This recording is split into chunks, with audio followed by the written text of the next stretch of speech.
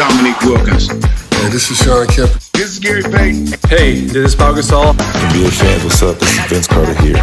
Hey, what's up? This is Matt Barnes. If you're an old school NBA fan like I am, make sure you check out the Basketball Time Machine with my man Sean David.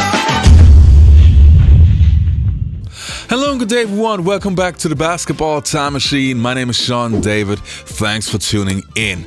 In today's episode, I want to take a look at 7 reasons why Pistol Pete Maravich will still be effective and even dominate today's NBA. But before we dive into that, let me give a quick shout out to the sponsor of today's video. Today's video is brought to you by DealDash.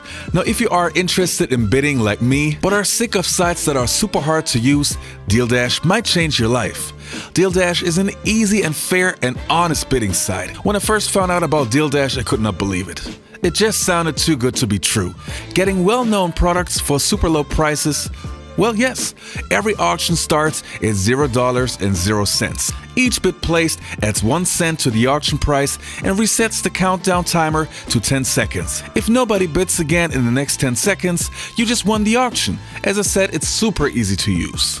Hundreds of auctions daily on brand new items ranging from TVs and laptops to tools and kitchenware, and even cars, with guaranteed free shipping. You can use DealDash both on the website www.dealdash.com or iOS app and Android apps. All you have to do is load your account with bid credits and you're ready to go. Use my promo code BTM for an additional 100 free bits when making your first bid pack purchase and start bidding. Don't miss it, check it out now.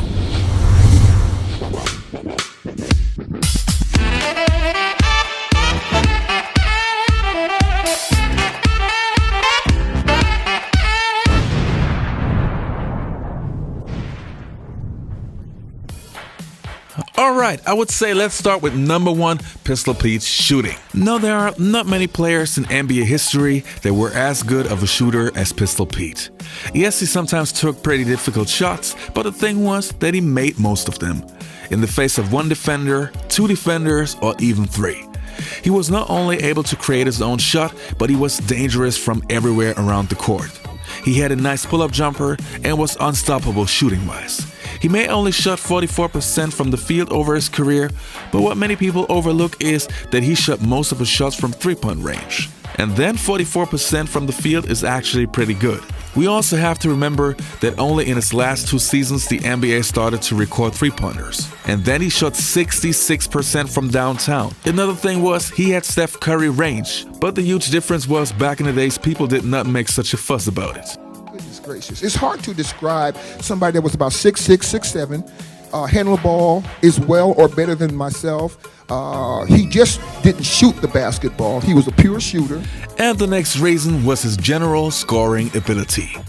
Now, if you think that Pistol Pete was just a shooter, you would be wrong. As I already mentioned earlier, Pistol was able to create his own shot, he was able to penetrate, blow by the defender, and make some unbelievable shots. It also did help that he had sensational handles and would set the basis for moves that you see in today's NBA. I mean, there was a reason why he would average more than 40 points per game in college. He could handle the ball, he could shoot the ball in different angles. I mean, he could flip the ball with his left hand over here and it'd hit the board and shoot him right in the basket. I mean, he was uncanny. He was sort of creating not only great basketball, but great theater as well. Only 2 players have led the NCAA in scoring for 3 consecutive years, and that's Oscar Robertson and Pete Maravich. The game in 1970, where he breaks Oscar Robertson's record, is really anticipated as the crowning achievement in the career of both father and son. Now they've added 10 to 12, 15 more games per year, and nobody is ever going to come remotely close to his records. What a touch. 44 points per game. To give you an idea of how good that is, second place is Austin Carr, Notre Dame, at 34.6. Maravich just blew away the field. And the next reason that I have on my list is Pete's passing ability. Now, Pistol Pete was a score-first player, no doubt about that. But he was blessed with a so-called passing gift. He had sensational court vision and would throw some of the most beautiful passes that I've ever seen in my entire life. Precise, accurate, just beautiful. At that time, there were hardly any players who would average more than 25 points per game plus 5 assists, again making him even more unstoppable, scoring mindset with a deadly pass. The wrist passes, the fake behind the back, the way he would fake passes that the entire world would react to, and then he'd pull it back and stroke the shot. You take that ball and you go right here and you go, and the ball goes on the other side. And the next reason that I have on my list is Pistol Pete's work ethic. There are not many players in NBA history that had the work ethic of Pistol Pete. In case you didn't know, when he was a kid, he would get up at 5 a.m. in the morning, do his workout before school, come back after school, and train for the rest of the day. He was a loner, which is why he dedicated his entire time to basketball. This is what made him outwork anybody. He also came up with so many drills that are used even in today's NBA. If he was still alive, he would show many of the young guys in the NBA what true work ethic is. Now, would you advise young players out there to do those things? A kid needs speed, quickness, and ability to have coordination, and through these drills that I do particularly, it really helped my game. And the next reason that I have on my list is Pete Maravich's creativity.